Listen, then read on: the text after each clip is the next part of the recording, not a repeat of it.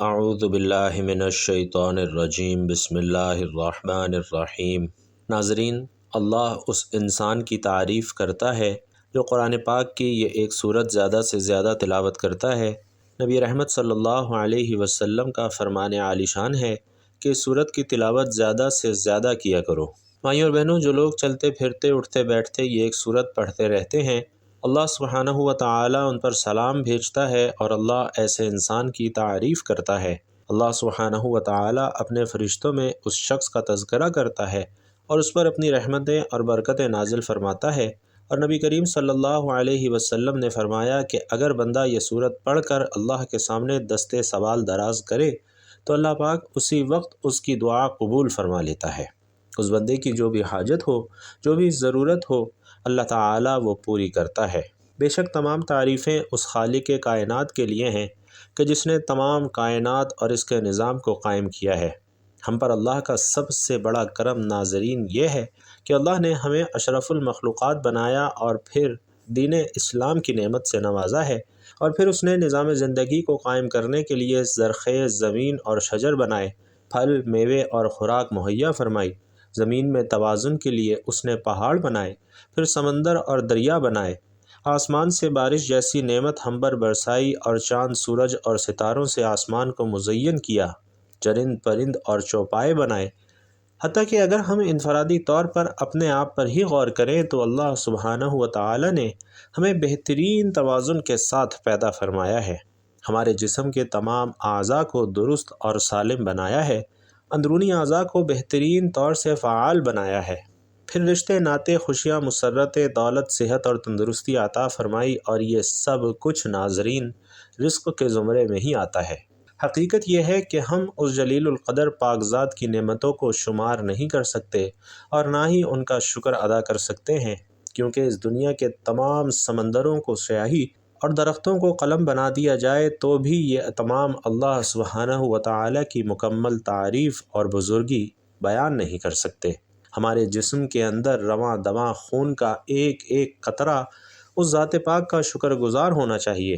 تمام اچھے کام اللہ ہی کی طرف سے ہیں اور تمام تعریفیں اس مالک الحق المبین کے لیے ہیں۔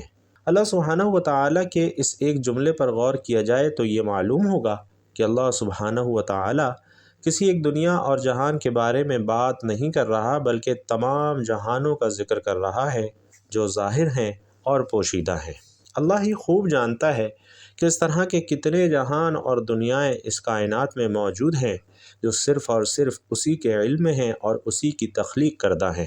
ہمارے پیارے نبی حضرت محمد صلی اللہ علیہ وسلم کی محبت ہمارے ایمان کا لازمی جز ہے، جس کے بغیر ایمان مکمل ہی نہیں ہوتا۔ اللہ تبارک و تعالی سورۃ التوبہ میں ارشاد فرماتے ہیں کہ اے نبی، اگر تمہارے آباء و اجداد اور تمہارے بیٹے اور تمہارے بھائی اور تمہاری بیویاں اور تمہارا خاندان اور وہ مال جو تم کماتے ہو اور وہ تجارت جس کے نقصان کا تمہیں ڈر ہے اور وہ گھر جو تمہیں پسند ہے، تمہیں اللہ اور اس کے رسول اور اللہ کے راستے میں جہاد سے زیادہ محبوب ہے، تو اللہ کے عذاب کا انتظار کرو، اور اللہ فاسقوں کو ہدایت نہیں دیتا۔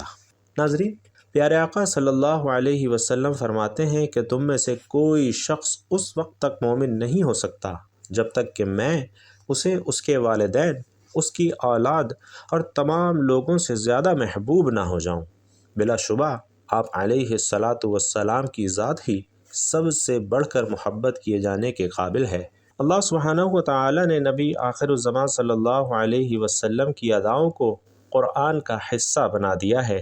آپ صلی اللہ علیہ وسلم کے چہرے کا آسمان کی جانب اٹھنا، آپ علیہ الصلاۃ والسلام کا کلام کرنا، آپ صلی اللہ علیہ وسلم کا شہر، آپ صلی اللہ علیہ وسلم کی جنگیں اور فتوحات، قیام اللیل، دعوت و تبلیغ، معراج، اور آپ صلی اللہ علیہ وسلم کے صحابہ کرام رضوان اللہ تعالی علیہم اجمعین، آپ صلی اللہ علیہ وسلم کے اہل بیت، آپ کی ہجرت، آپ کا اخلاق، الغرض آپ علیہ الصلاۃ والسلام کی پوری زندگی قرآن نے بیان فرما دی ہے۔ ناظرین، ایسے پیارے آقا صلی اللہ علیہ وسلم کے لیے ایک محبت بھرا درود صلی اللہ علیہ وآلہ وسلم کمنٹ باکس میں ضرور لکھ دیجئے۔ بھائیوں اور بہنوں، کہیں آپ صلی اللہ علیہ وسلم کی رضا میں اللہ کی رضا بتائی گئی۔ اگر آپ صلی اللہ علیہ وسلم چادر لپیٹتے تو اللہ سبحانہ و تعالی نے آپ کو مزمل اور مدثر کہہ کر پکارا، کہیں شاہد، کہیں مبشر تو کہیں نذیر کہہ کر مخاطب فرمایا، آپ کو سراج منیر جیسے شاندار القابات سے نوازا۔ بھائیوں اور بہنوں، اللہ تبارک و تعالی کو تو یہ بھی پسند نہیں کہ کوئی اس کے محبوب صلی اللہ علیہ وسلم کے سامنے اونچی آواز میں بات کرے۔ اللہ نے ہمارے پیارے نبی صلی اللہ علیہ وسلم کو روز محشر شفاعت کرنے والا بنایا اور انہیں کوثر اور مقام محمود سے نوازا۔ حضرت انس رضی اللہ تعالیٰ عنہ فرماتے ہیں کہ 3 چیزیں ایسی ہیں کہ جس میں ہوں اس نے ایمان کی حلاوت پا لی۔ ایک وہ شخص کہ جس کو اللہ اور اس کا رسول صلی اللہ علیہ وسلم سب سے زیادہ محبوب ہو۔ دوسری یہ کہ جب کسی سے محبت کرے تو اللہ کے لیے کرے، اور جس سے اللہ نے اسے بچا لیا ہو تو اس کی جانب لوٹنے سے اسی طرح نفرت کرے جس طرح آگ میں ڈالے جانے سے کرتا ہے۔ گویا نبی کریم صلی اللہ علیہ وسلم کی محبت کے بغیر حلاوت ایمانی کا پانا ناممکن ہے۔ اسی طرح سے خالی اور کھوکھلے دعووں سے کوئی سچا عاشق رسول صلی اللہ علیہ وسلم نہیں بن سکتا۔ حقیقی عاشق رسول صلی اللہ علیہ وسلم وہی ہے جو آپ علیہ السلام کے لائے ہوئے پیغام پر عمل پیرا ہو۔ حدیث مبارکہ ہے کہ جس نے میری سنت سے محبت کی اس نے مجھ سے محبت کی، اور جس نے مجھ سے محبت کی وہ جنت میں داخل ہو گیا۔ سبحان اللہ۔ بھائیوں اور بہنوں، ایک روز نبی کریم صلی اللہ علیہ وسلم صحابہ کرام کے ساتھ تشریف فرما تھے کہ ایک دیہاتی شخص آپ کی خدمت میں حاضر ہوا اور کہنے لگا، یا رسول اللہ صلی اللہ علیہ وسلم، قیامت کب آئے گی؟ آپ علیہ السلام نے فرمایا کہ تم نے اس کے لیے کیا تیاری کی ہے؟ اس نے عرض کیا کہ میں نے اس کے لیے زیادہ نمازیں، روزے اور صدقات کا سامان تو نہیں کیا، مگر میں اللہ اور اس کے رسول صلی اللہ علیہ وسلم سے محبت کرتا ہوں۔ اور ناظرین، اس پر نبی علیہ السلام نے فرمایا کہ قیامت کے دن ہر آدمی اسی کے ساتھ ہوگا جس سے وہ محبت رکھتا ہے۔ حضرت انس رضی اللہ تعالیٰ عنہ فرماتے ہیں کہ میں نے اسلام لانے کے بعد مسلمانوں کو کسی بات پر اتنا خوش ہوتے نہیں دیکھا جتنا وہ اس بات پر خوش ہوتے تھے۔ اور یہ کتنی عظیم جماعت تھی کہ صحابہ کرام رضوان اللہ تعالی علیہم اجمعین کے نزدیک تو اللہ کے رسول صلی اللہ علیہ وسلم سے محبت کرنا اور ان کے لیے اپنی جانیں نچھاور کرنا ہی ان کی زندگی کا اصل مقصد تھا۔ حضرت عبداللہ ابن مسعود رضی اللہ تعالی عنہ سے مروی ہے کہ رحمت عالم صلی اللہ علیہ وسلم نے فرمایا کہ قیامت کے دن مجھ سے سب سے زیادہ وہ لوگ قریب ہوں گے جو کثرت سے یہ سورت پڑھنے والے ہوں گے۔ اللہ سبحانہ و تعالی اس سورت کو پڑھنے والوں کو بہت سے انعامات سے نوازتے ہیں۔ اللہ سبحانہ و تعالی خوش ہو کر اور بڑھا چڑھا کر ان پر رحمت نازل فرماتا ہے۔ جو شخص زمین پر یہ سورت پڑھتا ہے، فرشتے آسمان پر جا کر اس کا تذکرہ کرتے ہیں، اور نبی کریم صلی اللہ علیہ وسلم کا فرمان عالی شان ہے کہ جو شخص قرآن پاک کی یہ سورت پڑھے گا اللہ اس پر 100 مرتبہ رحمت نازل فرمائے گا۔ ناظرین، ایک واقعہ بھی سماعت فرمائیے کہ حضرت ابو الحسن رحمۃ اللہ علیہ ایک جنگل میں تھے کہ ایک درندہ ان کے سامنے آیا اور انہیں اپنی جان کی فکر پڑ گئی۔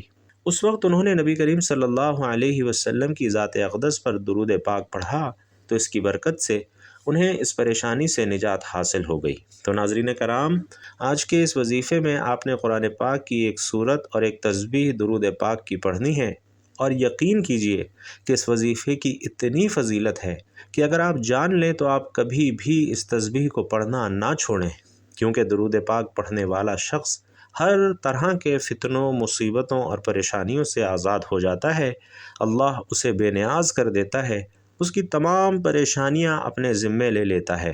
ارشاد نبوی صلی اللہ علیہ وسلم ہے کہ جب تم مؤذن کو سنو تو تم بھی اسی طرح سے کہو جیسے وہ کہے، پھر مجھ پر درود بھیجو، کیونکہ جو شخص مجھ پر 1 مرتبہ درود بھیجتا ہے اللہ سبحانہ و تعالی اس پر 10 مرتبہ رحمت نازل فرماتا ہے، اس کی تعریف بیان فرماتا ہے، اور نبی کریم صلی اللہ علیہ وسلم نے فرمایا، بدبخت ہے وہ انسان جس کے سامنے میرا ذکر ہو اور وہ مجھ پر درود نہ بھیجے۔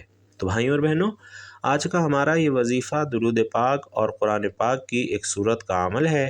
درود پاک کی فضیلت اور اس کی اہمیت کے بارے میں فرمایا گیا ہے کہ درود پاک دراصل ہمارے لیے ایک مکمل معلم یعنی استاد ہے، ایک ڈاکٹر ہے، ایک حکیم ہے اور ایک راستہ نجات ہے۔ اس دنیا میں رہتے ہوئے اور زندگی گزارتے ہوئے درود پاک ہی ہمارے لیے سب کچھ ہے۔ قرآن کریم کی سورۃ الاحزاب میں اللہ کا فرمان ہے کہ بے شک اللہ اور اس کے فرشتے نبی کریم صلی اللہ علیہ وسلم پر درود پاک بھیجتے ہیں، اس لیے اے ایمان والو تم بھی آپ صلی اللہ علیہ وسلم پر درود اور خوب سلام بھیجا کرو۔ ناظرین، اللہ کے اس فرمان کا مطلب یہی ہے کہ جو شخص آخرت میں اپنی بخشش اور مغفرت چاہتا ہے تو وہ نبی کریم صلی اللہ علیہ وسلم کی ذات پر خوب درود اور سلام بھیجے۔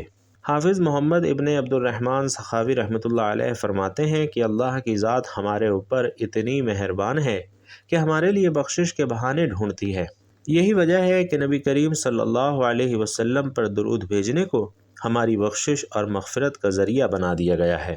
حضرت انس بن مالک رضی اللہ تعالیٰ عنہ فرماتے ہیں کہ نبی کریم صلی اللہ علیہ وسلم نے فرمایا کہ جب اللہ تبارک و تعالیٰ کے لیے محبت رکھنے والے دو بندے آپس میں ملتے ہیں اور مجھ پر درود بھیجتے ہیں تو ان کے آپس میں الگ ہونے سے پہلے ان کی بخشش اور مغفرت کر دی جاتی ہے اور ان کے تمام گناہوں کو معاف کر دیا جاتا ہے۔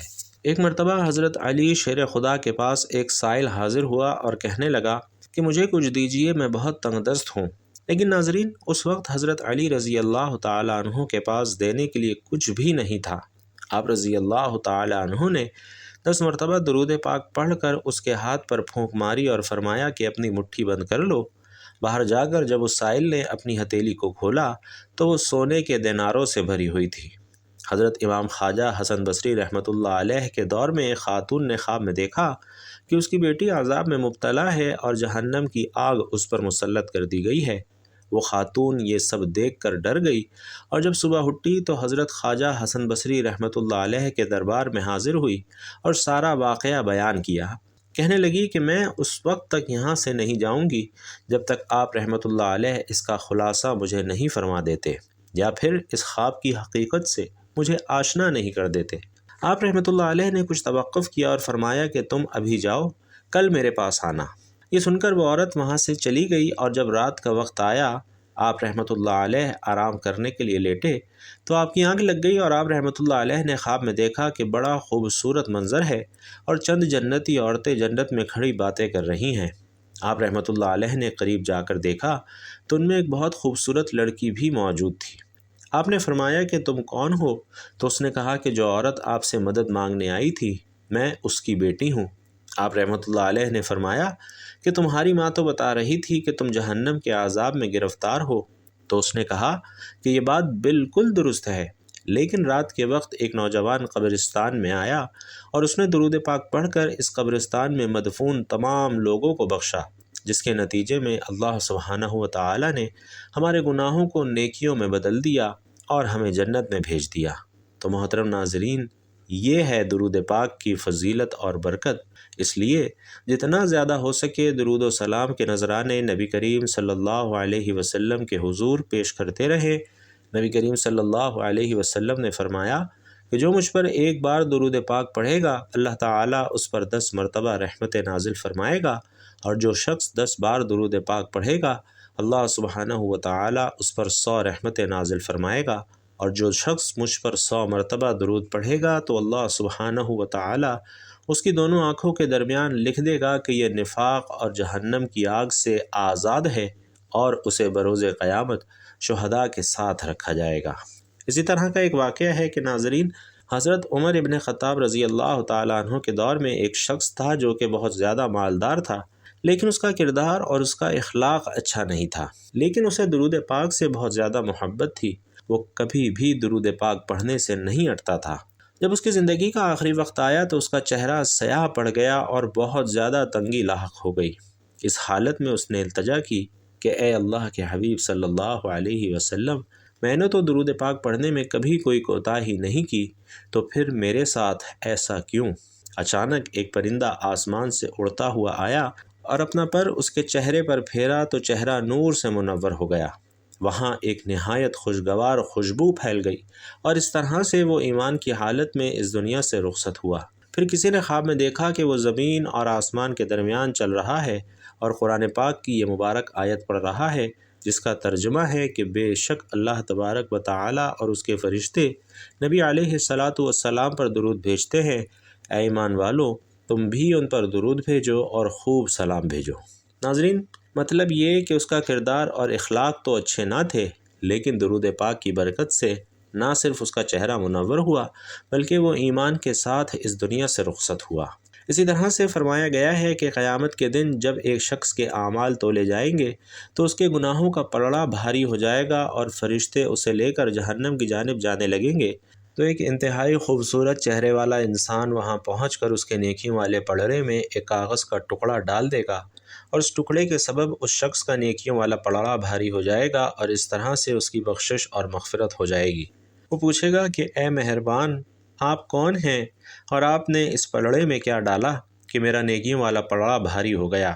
تو فرمائیں گے میں تمہارا نبی ہوں اور اس کاغذ پر تمہارا وہ درود ہے جو تم مجھ پر بھیجا کرتے تھے۔ اس لیے بھائیوں اور بہنوں، ہم سب کو چاہیے کہ نبی کریم صلی اللہ علیہ وسلم کی ذات مقدس پر زیادہ سے زیادہ درود پاک پڑھتے رہیں اور اپنی آخرت کو بہتر بنا لیں۔ اس طرح سے جو لوگ نبی کریم صلی اللہ علیہ وسلم پر زیادہ سے زیادہ درود پاک پڑھتے ہیں ان کی دنیاوی حاجات بھی پوری ہو جاتی ہیں۔ یاد رکھیے کہ بنی نوع انسان کو اللہ سبحانہ و تعالیٰ کی جتنی بھی برکات حاصل ہیں وہ نبی کریم صلی اللہ علیہ وسلم کے مقدس وجود کی برکت سے ہی حاصل ہیں۔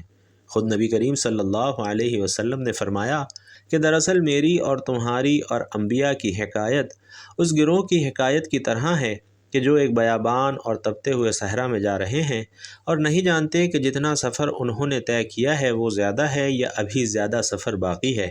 وہ تھکے ماندے ہیں اور ان کا ذخیرہ بھی ختم ہو چکا ہے اور بیابان کے وسط میں پڑے ہوئے ہیں اور انہیں اس بات کا بھی یقین ہو چلا ہے کہ اب ان کی زندگی کے آخری لمحات چل رہے ہیں کہ اچانک نیا لباس زیب تن کیے ہوئے ایک مرد ظاہر ہوتا ہے جس کے سر سے پانی ٹپک رہا ہے۔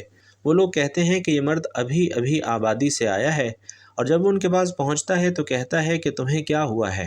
وہ لوگ جواب دیتے ہیں کہ آپ دیکھ رہے ہیں کہ ہم تھکے ماندہ ہیں اور ہمارا ذخیرہ بھی ختم ہو گیا ہے، ہم اس بیابان کے وسط میں بے یار و مددگار پڑے ہوئے ہیں۔ اس پر وہ مرد کہتا ہے کہ اگر میں تمہیں ٹھنڈے اور میٹھے پانی اور سرسبز باغات کی طرف لے کر جاؤں تو تم مجھے کیا دو گے؟ وہ کہتے ہیں کہ جو تم کہو گے ہم تعمیل کریں گے۔ تو اس پر وہ مرد انہیں ٹھنڈے اور میٹھے پانی اور سرسبز باغات تک لے جاتا ہے اور پھر تھوڑی دیر کے بعد کہتا ہے کہ اٹھو کہ میں تمہیں اس سے بھی زیادہ سرسبز باغات اور ٹھنڈے میٹھے پانی کے چشموں تک لے کر جاؤں۔ لیکن ان میں سے زیادہ تر لوگ یہ کہتے ہیں کہ ہم اتنی ہی مقدار پر راضی ہیں۔ لیکن ان میں سے ایک گروہ کہتا ہے کہ کیا تم نے اس مرد کے ساتھ عہد و پیمان نہیں باندھا ہوا کہ ہم آپ کی نافرمانی نہیں کریں گے؟ اس مرد نے تم سے سچ بولا تھا اور اب بھی پہلے کی طرح اس کی بات سچی ہے۔ پھر یہ گروہ اس کے ساتھ چل پڑتا ہے اور وہ انہیں مزید زیادہ سرسبز باغات اور میٹھے پانی کے چشموں تک پہنچا دیتا ہے، لیکن باقی بچ جانے والے لوگوں پر دشمن شب خون مارتا ہے اور صبح تک ان کی لاشیں ہی باقی بچتی ہیں۔ تو محترم ناظرین، یہ درود پاک ہے تو درود پاک کا دامن ہر وقت ہر لمحے مضبوطی کے ساتھ پکڑ کر رکھیے، کیونکہ درود پاک پڑھنا ایک عظیم ترین سعادت ہے۔ اور جان لیجئے کہ قرآن پاک کی وہ سورت جو اللہ سبحانہ و تعالیٰ کو بے حد پسند ہے اور بے حد محبوب ہے کہ جس کو پڑھنے والا بندہ فرشتوں میں معزز ہو جاتا ہے، وہ سورت الاخلاص ہے۔ چلتے پھرتے سورت الاخلاص کو پڑھنا اپنا معمول بنائیے اور ساتھ ہی ساتھ درود پاک کی تسبیحات پڑھتے رہیں اور پھر دیکھیں کہ آپ کی ہر دعا اللہ رب العالمین کی بارگاہ عظیم المرتبت میں کس طرح سے شرف قبولیت حاصل کرتی ہے۔ بھائیوں اور بہنوں، یہ بڑے ہی نصیب کے فیصلے ہیں، یہ بڑے ہی کرم کی بات ہے کہ آپ قرآن پاک کی اس بابرکت سورت کو اور درود پاک کو اپنے زندگی میں شامل کریں۔ اللہ سبحانہ و تعالیٰ سے دعا ہے کہ ہم سب کو نیکی کی بات سننے، سمجھنے اور اس پر عمل کرنے کی طاقت اور توفیق مرحمت فرمائے، آمین یا رب العالمین۔ بھائیوں اور بہنوں، آخر میں آپ سے گزارش ہے کہ بیان اچھا لگا ہو، دین کی یہ باتیں سمجھ آئی ہوں تو کمنٹ باکس میں ایک مرتبہ صدقے دل سے ہمارے لیے جزاک اللہ ضرور لکھ دیجئے گا۔ اللہ تبارک و تعالی آپ سب کا حامی و ناصر ہو، آمین یا رب العالمین۔